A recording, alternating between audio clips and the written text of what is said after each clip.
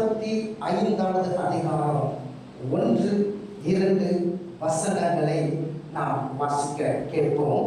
ஏசாயா எழுதின தீர்க்க தரிசன புஸ்தகம் 45வது அதிகாரம் 1 மற்றும் 2வது வசனம். கர்த்தராகிய நான் அபிஷேகம் பண்ணின கோரேசுக்கு முன்பாக ஜாதிகளை கீழ்ப்படுத்தி ராஜாக்களின் இடைக்கட்டுகளை அவிழ்க்கும் படிக்கும் அவனுக்கு முன்பாக வாசல்கள் பூட்டப்படாதிருக்க கதவுகளை திறந்து வைக்கும் படிக்கும் அவனை பார்த்து அவன் வலது கையை பிடித்து கொண்டு அவனுக்கு சொல்லுகிறார்கள், கோணலானவைகளை செவ்வையாக்குவேன். அல்லேலூயா. கர்த்தர் நல்லவர். உனக்கு முன்பாக இருக்கிற அடைக்கப்பட்ட கதவுகளை கர்த்தர் திறப்பார். ஆமென். அல்லேலூயா. யாருக்கு அப்படின்னா அபிஷேகம் பண்ணப்பட்டவர்களுக்கு. சொல்லுங்க, அபிஷேகம் பண்ணப்பட்ட உங்களை பார்த்து கர்த்தருடைய வார்த்தை என்ன சொல்லுகிறது என்று சொன்னால், உங்களுக்கு முன்பா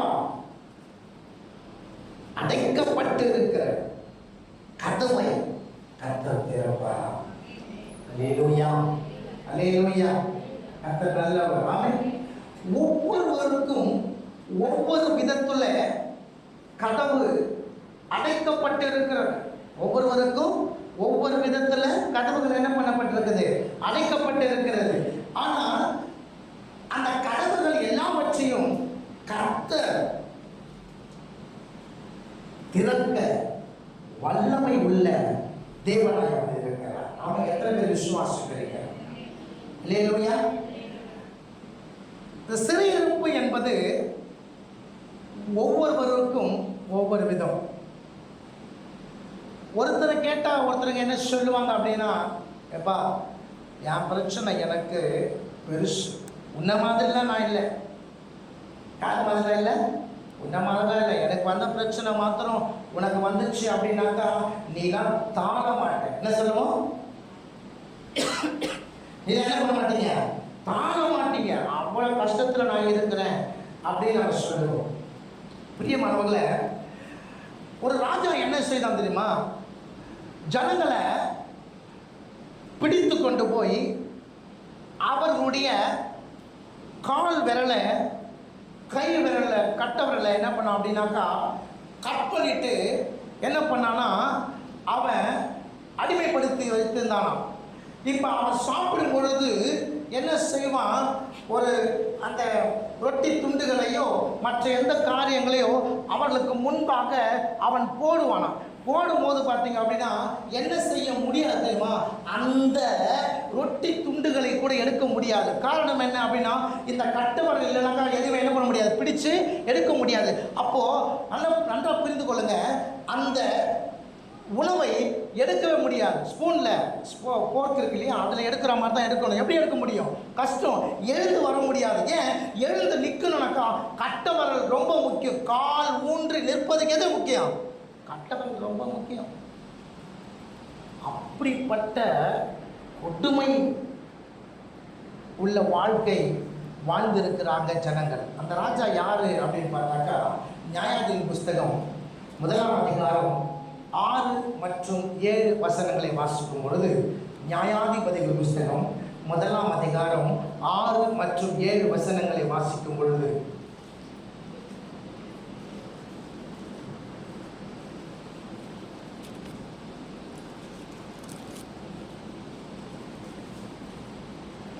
அதோனி பேசேக் ஓடி போகையில் அவனை பின்தொடர்ந்து பிடித்து அவன் கை கால்களின் பெரு விரல்களை தரித்து போட்டார்கள். அப்பொழுது அதோனி பேசேக் 70 ராஜாக்கள் கை கால்களின் பெரு விரல்கள் தரிக்கப்பட்டவர்களாய் என் மேதையின் கீழ் விழுந்ததை பொறுக்கி தின்றார்கள். நான் எப்படி செய்தேனோ அப்படியே தேவன் எனக்கும் செய்து சரி கட்டினார் என்றார். ஆக இவன் என்ன செய்தாலோ அதையே கர்த்தர் அவனுக்கு செய்திருக்கிறார். அல்லேலூயா. தன் ஜனங்களை கஷ்டப்படுத்துறவனை, தன் ஜனங்களை குட்டுமைப்படுத்தவனை கர்த்தர் என்ன பண்ணல, அப்படியே விடல. எப்படி தன்னுடைய ஜனங்களுக்கு அவன் செய்தானோ அதன்படியே கர்த்தர் அவனுக்கு செய்தார். அப்படி பார்த்தீங்க அப்படின்னா இப்படிப்பட்டதான ஒரு பயங்கரமான ஒரு கொடிய ஒரு நிலைமைக்குள்ள ஜனங்க வாழ்ந்திருக்கிறாங்க. ஆனால் கர்த்தர் அவர்களை அப்படியே விடவில்லை. ஒரு சிறையிருப்புகளை கர்த்தர் மாற்றினார். ஆமென். அல்லேலூயா.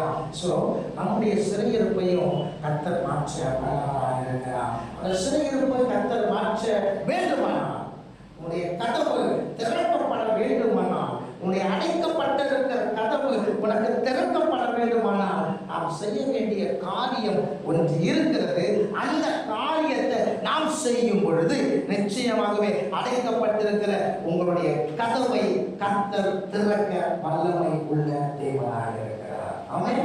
அல்லேலூயா. முதலாவதாக அப்போஸ்தலர் நடவடிக்கைகள் 12ஆம் அதிகாரம் 7வது வசனத்தை நாம் வாசிப்போம். அப்போஸ்தலர் நடவடிக்கைகள் 12ஆம் அதிகாரம் 7வது வசனம். அப்பொழுது கர்த்தருடைய தூதன் அங்கே வந்து நின்றான்.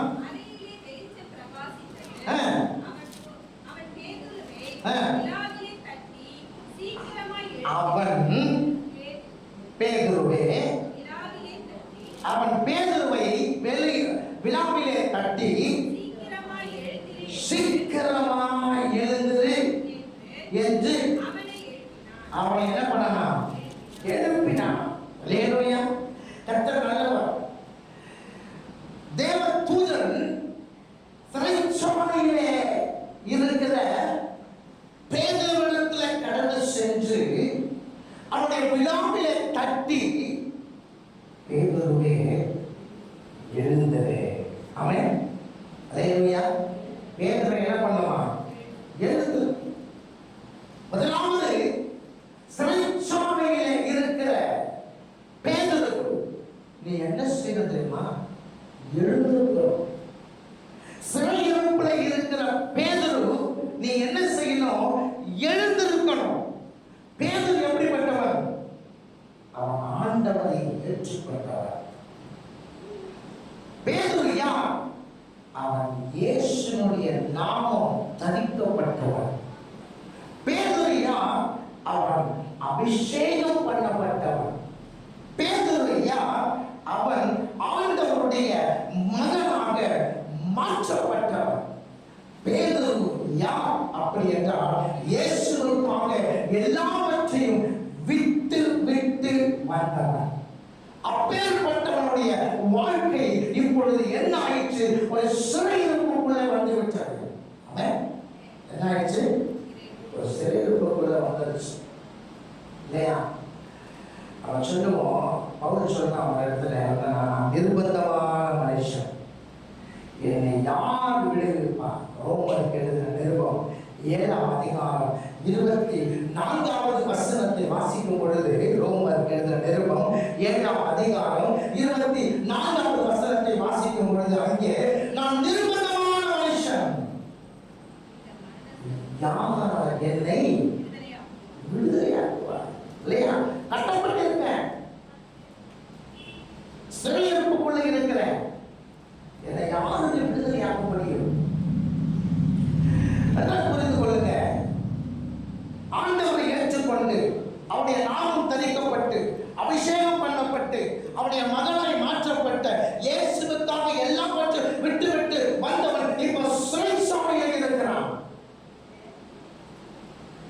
பயங்கரமான ஒரு சிறையிருப்பு.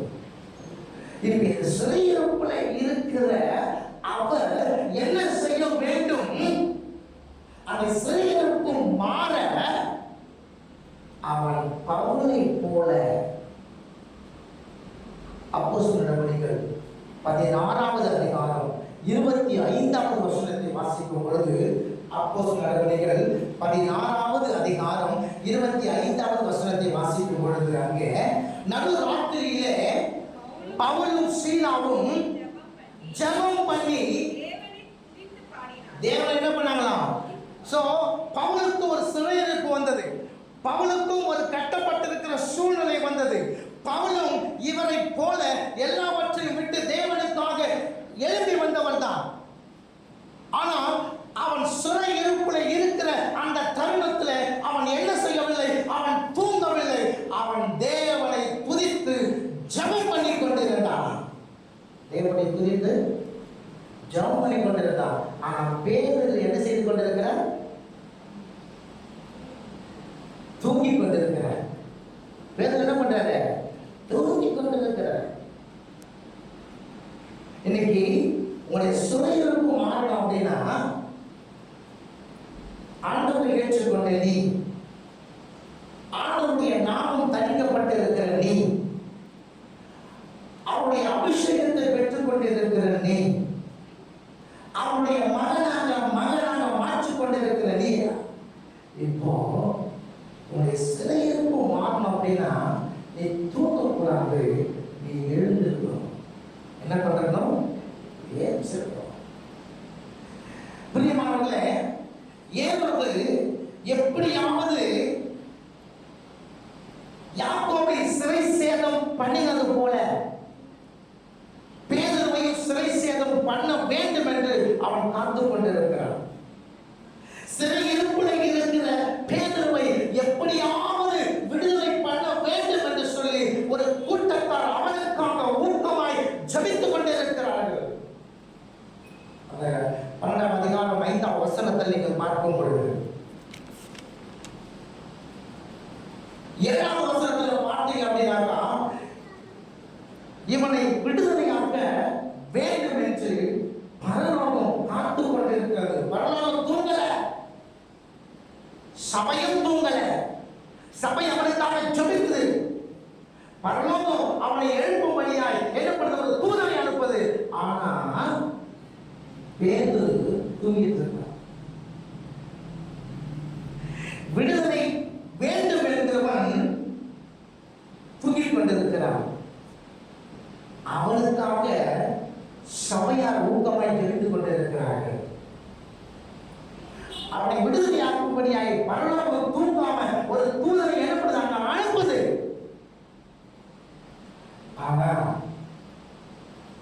ஜெபிக்க வேண்டியவன் தூங்கிட்டு இருக்கான், விழித்திருக்க வேண்டியவன் தூங்கிட்டு இருக்கான், கட்டுகளிலிருந்து கட்டவிழ்க்கப்பட வேண்டியவன் தூங்கிட்டு இருக்கான். எழுத வேண்டியது யார்?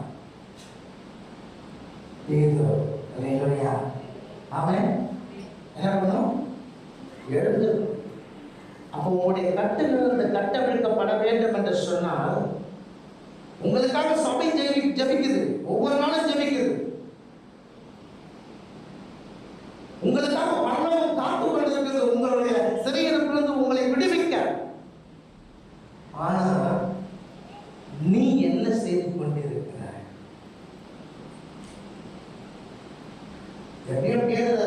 எப்படியோ யாக்கோபை என்ன பண்ணிட்டாங்க? கொண்டுட்டாங்க. அதே போலதான் எனக்கும் நடக்கும் அப்படின்னு சொல்லிட்டு இருக்கிறியா? அவனுக்கு வந்த கஷ்டம் போலதான் எனக்கும் கஷ்டம் வந்திருக்குது. ஸோ எனக்கு நானும் என்ன பண்ணுவேன்? அந்த கஷ்டத்திலே மூழ்கி விடுவேன் என்று சொல்லி எண்ணிக்கொண்டு இருக்கிறாயா? இல்லை, இந்த பிரச்சனையில இருந்து என்னை தூக்கி எடுக்க என் இயேசு எனக்கு போதுமானவராய் இருக்கிறார் என்று சொல்லி விழித்திருந்து ஜெபிக்கிறாயா? இதுதான் யார் விழித்திருந்து ஜெபிக்கிறானோ அவருடைய சிறையிருந்த கர்த்தர் மாற்ற வல்லவராக இருக்கிறார். அல்லேலூயா. கர்த்தர் நல்லவராக இருக்கிறார். ஆமென். ஒரு பிரச்சனை இருந்து உன்னை விடுவிக்க இயேசு போதுமானவராக இருக்கிறார். எல்லாருக்கும் பிரச்சனை இருக்குது. பிரச்சனை இல்லாத மனுஷன் யாருமே கிடையாது. அவனுக்கு அவன் பிரச்சனை இல்லையா? ஒருத்தருக்கு கடன் பிரச்சனை, இந்த கடனை எப்படி நான் தீர்ப்பேன், இந்த கடன்ல இருந்து எப்படி நான் விடுதலை ஆகுவேன் அப்படின்னு கடன் உள்ளவனுக்கு பிரச்சனை. இந்த கடனை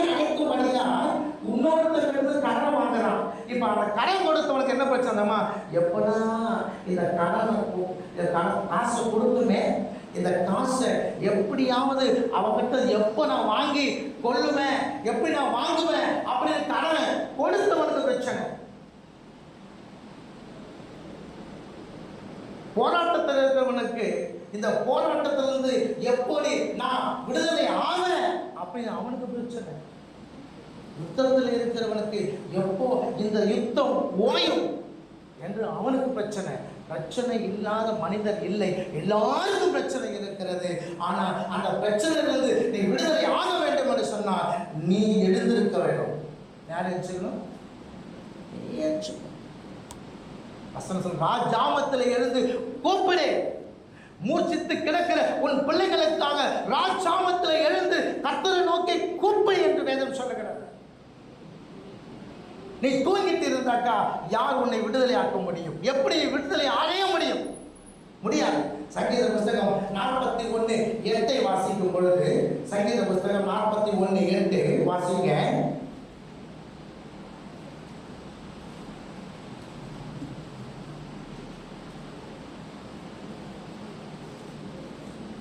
சங்கீத புஸ்தகம் 41:8.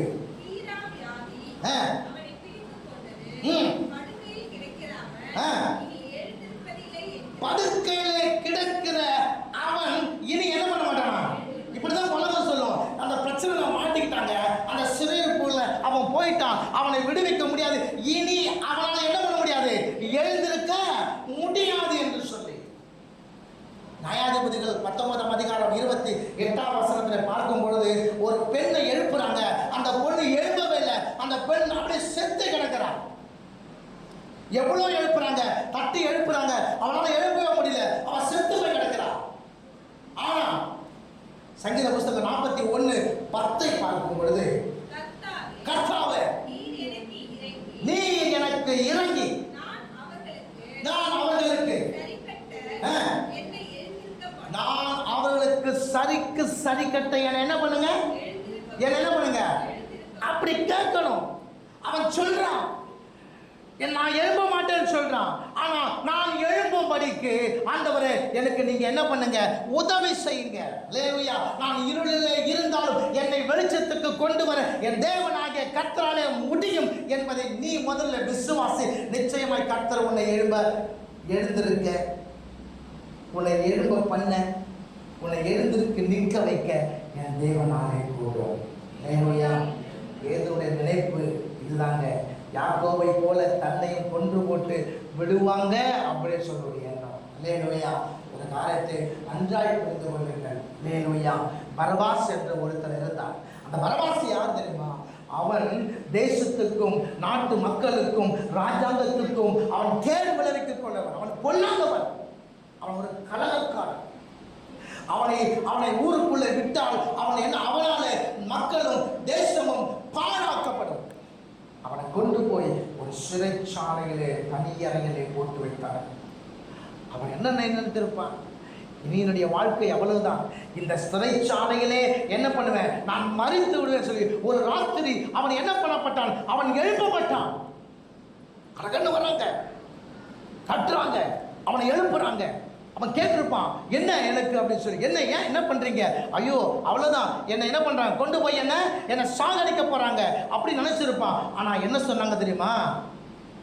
இன்னைக்கு நீ விடுதலை அடைய போறேன்னு சொல்லி, இன்னைக்கு நீ விடுதலை அடைய போறேன்னு சொல்லி அவன் யோசித்து வரான். நான் எப்படி விடுதலை ஆக முடியும், நான் எப்படி விடுதலை ஆக முடியும், நான் விடுதலை அடைய கூடாதபடிக்கு தானே என்னை என்ன பண்றாங்க, சிறைச்சாலையை போட்டு இருக்கிறாங்களே, நான் பொல்லாதவன் என்று சொல்லி, நான் கலகக்காரன் சொல்லி, நான் தேச விரோதி என்று சொல்லி என்னை கொண்டு போய் எங்க சிறைச்சாலையை போட்டு இருக்கிறாங்களே, எப்படி நான் விடுதலை அடைய முடியும்?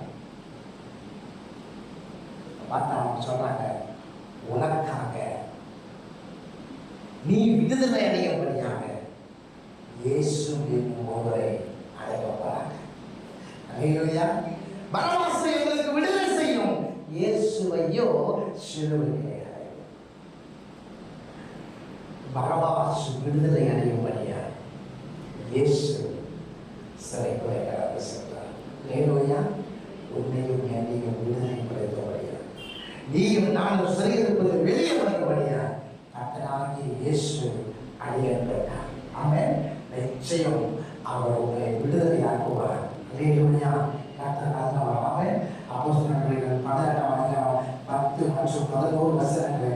வாசிக்கும் பொழுது அப்போஸ்தலர்கள் 12ஆம் அதிகாரமும் 10ஆம் வசனத்தை வாசிக்கும் பொழுது அப்போஸ்தலர்கள் 12:10 அவர்கள்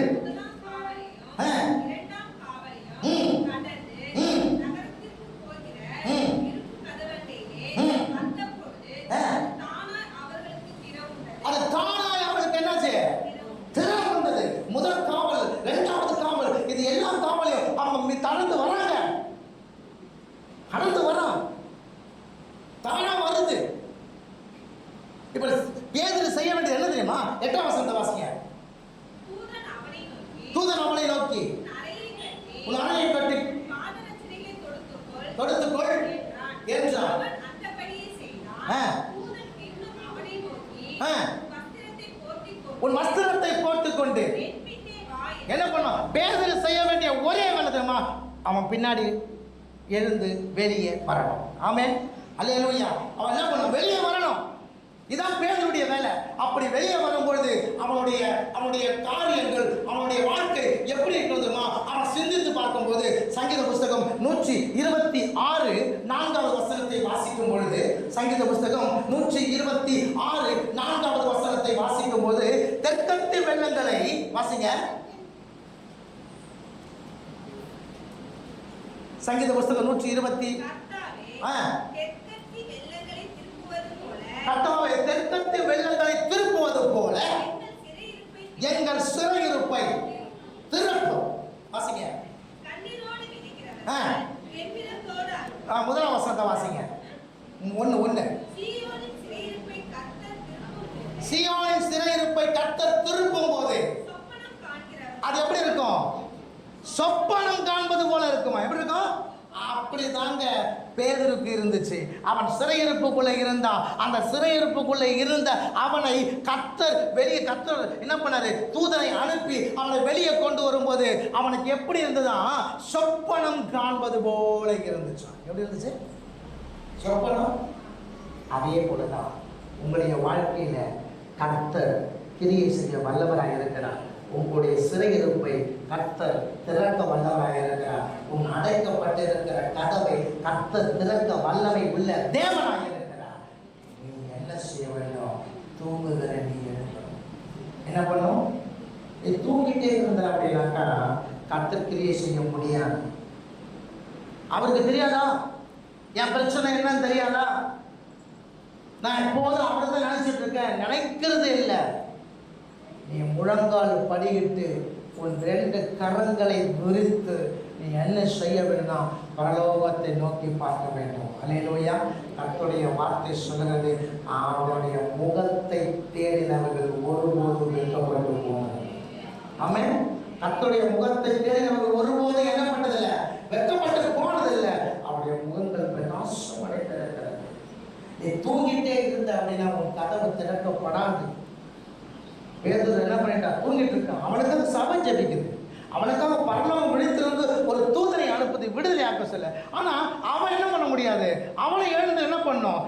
வெளியே வரணும். அவன் எழுந்து விழித்திருந்து ஜெபிக்கணும். அவன் தூங்கிட்டே இருந்தாக்கா யாரும் அவனை ஒன்றும் செய்ய முடியாது.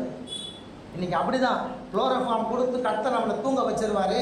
அவர் எனக்கு உதவி செய்வாரு. அவர் என்னை எழுப்பிடுவாரு. அவர் அழகாக தூக்கி போய் வெளியே விட்டுருவாரு. அப்படி அல்ல. நீ விழித்திருக்கணும். நீ எழுந்திருக்கணும். ராஜாமத்தில் எழுந்து கர்த்தரை கூப்பிடணும். உன் சிறையிருப்புமாக. அல்லேலூயா. அவன் முதலாவது என்ன பண்ண? தூங்குகிற நான் என்ன பண்ணணும்? எழுந்திருக்கணும். எழுந்துப்பா, உன் கதவுகள் திறக்கப்படும். அவன் 2வது காரியம் யோசுவா 7ஆம் அதிகாரம் 10வது வசனம். யோசுவாவின் புத்தகம் 7ஆம் அதிகாரம் 10வது வசனம்.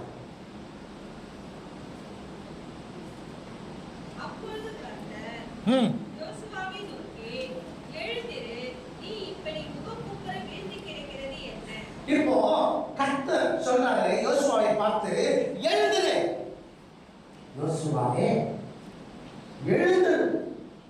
இப்படி நீ முகம் குப்புற விழுந்து கிடப்பது என்ன?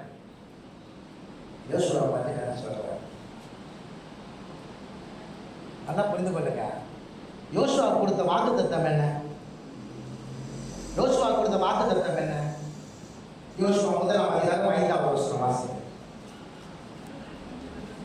யோசுவா, நீ உயிரோடு இருக்கும் நாளெல்லாம்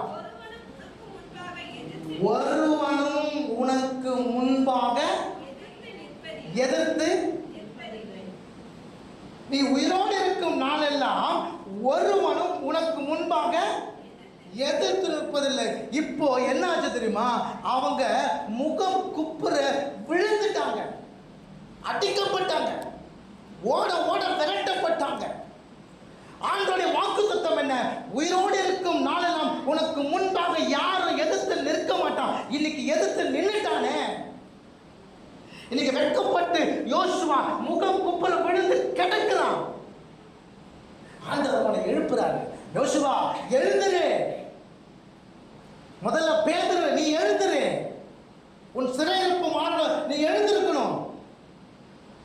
இரண்டாவது காரியம், யோசுவாவே நீ எழுந்துரு என்று கர்த்தர் சொல்கிறார்.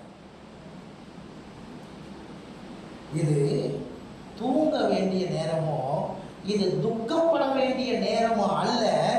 இது ஒழுங்குபடுத்த வேண்டிய நேரம். சொல்லுங்க, என்ன என்ன பண்ண வேண்டிய நேரம்? ஒழுங்குபடுத்தப்பட வேண்டிய நேரம்.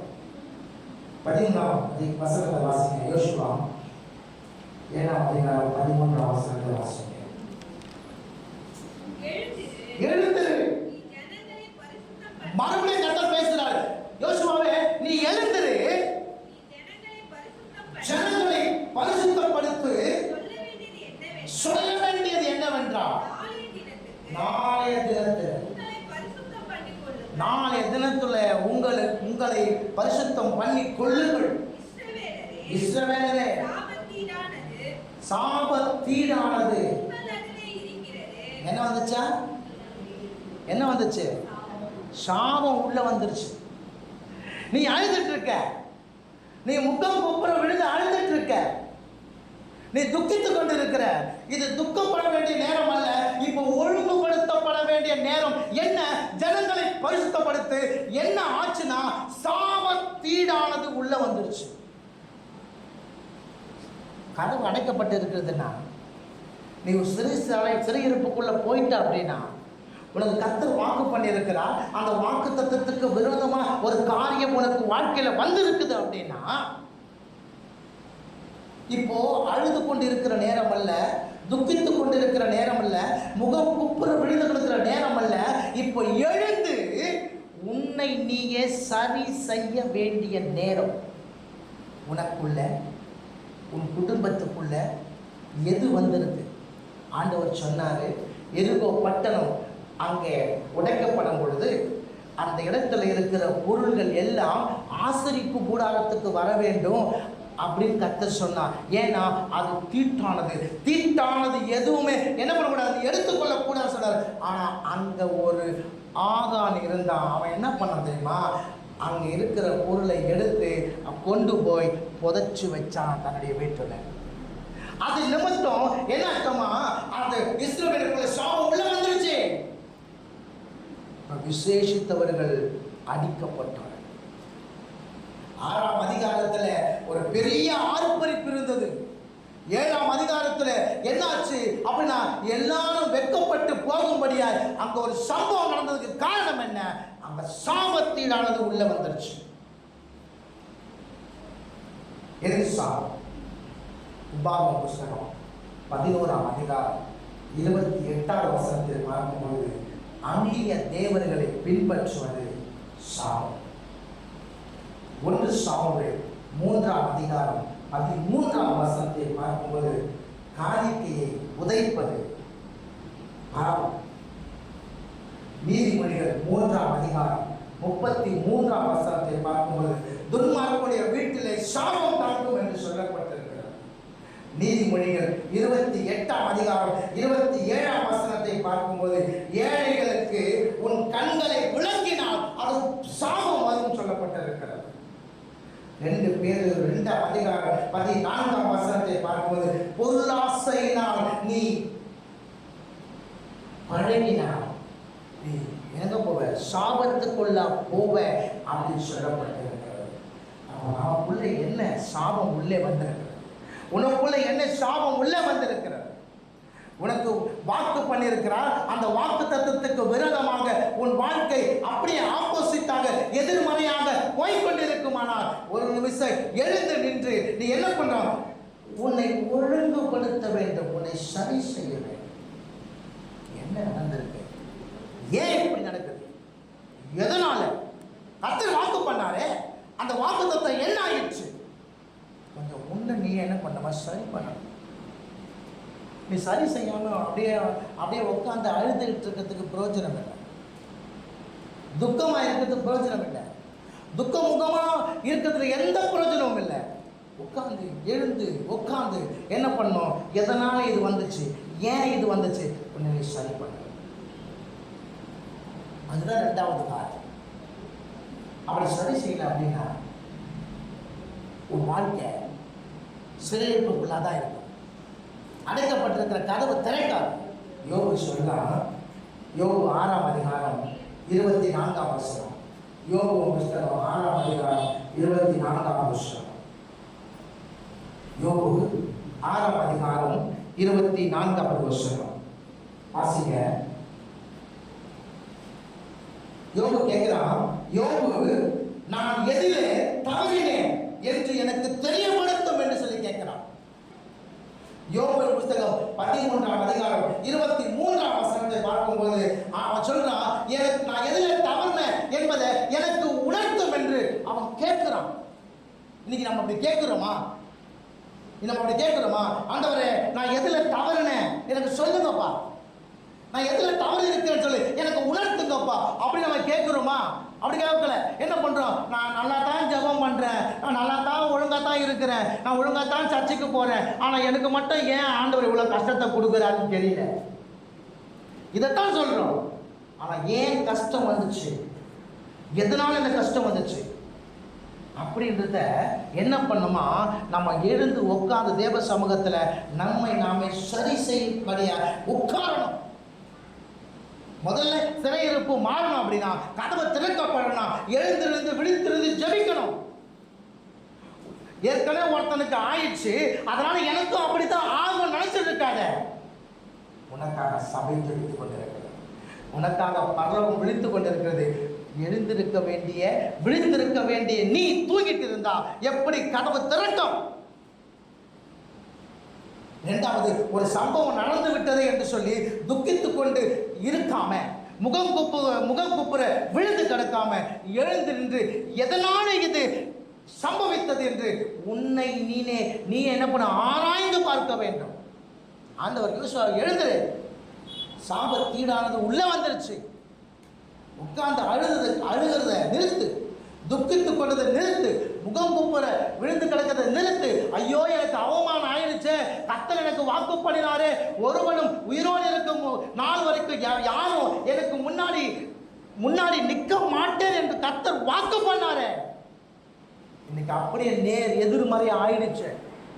எல்லாருக்கும் முன்பாக நான் தலை குனிந்து நிற்கிறேனே என்று பார்க்காம இது ஏன் இப்படி நடந்துச்சு? நீ ஆராய்ந்து தேவ சமூகத்தில் கேளு. தேவன் சொல்றாரு பாருங்க, சாபத்தீடானது உள்ள வந்துருச்சு, ஜனங்களை பரிசுத்தப்படுத்த.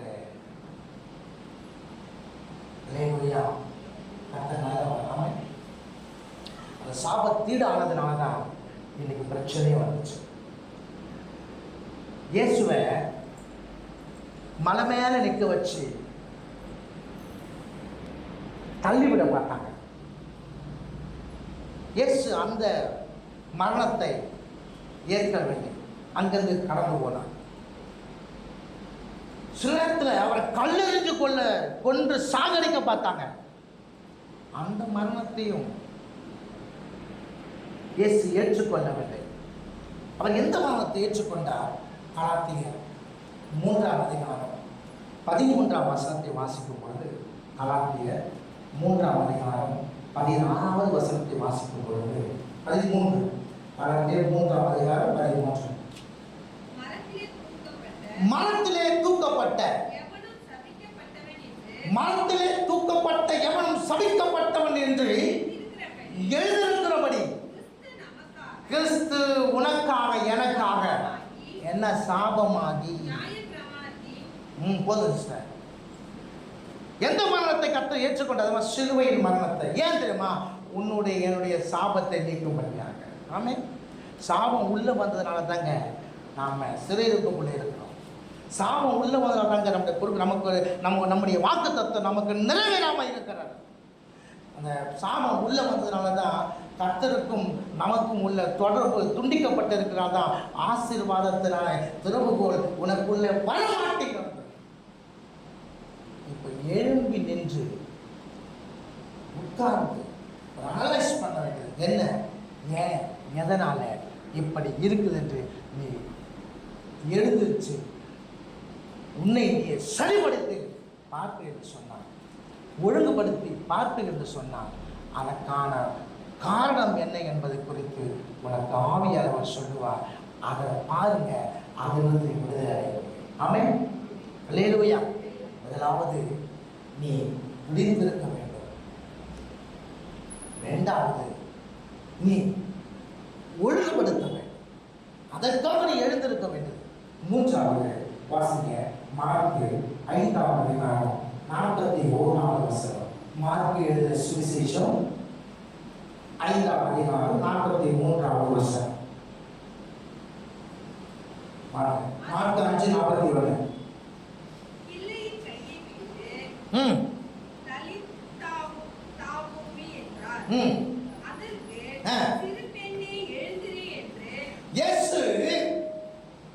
என்ன சொன்னாரா? தலித்தாகுமி என்று சொன்னார். அதுக்கு என்ன அர்த்தம்? சிறு பெண்ணே எழுந்திரு என்று. பாருங்களேன், ஒருவனுடைய மகள் வியாதிப்பட்டிருக்கிறார். யவீரு என்பவனுடைய மகள் வியாதிப்பட்டிருக்கிறார். அவள் மரண அவஸ்தையா இருக்கிறார். அந்த மரண அவஸ்தைப்படுகிற அந்த ஊழியக்காரனுடைய மகளை கர்த்தர் எழுப்புகிறார். அவரோடு கூட 2 பேர் இருக்கிறாங்க. அவரும் அவரோட சீஷர்கள் 2 பேரும் அந்த வீட்டை கடந்து போறாங்க. அந்த வீட்டுக்கு போகும்போது அந்த வீட்டுக்கு வெளியே என்ன பண்றாங்கன்னாக்கா, இந்த பெண் மரித்து இருக்கிறதை நினைத்து கொண்டு என்ன பண்றாங்க, அழுது கொண்டு இருக்கிறாங்க. இனி அவள் வரமாட்டாள் என்று சொல்லி. அவள் மரித்திருப்பதற்கு காரணம் என்ன? அவள் வியாதிப்பட்டு இருந்தாள். வியாதிப்பட்டு இருக்கிற அந்த வீட்டுக்குள்ள இயேசு கடந்து சென்று அவர் சொல்லுகிறார், எழுந்திரு.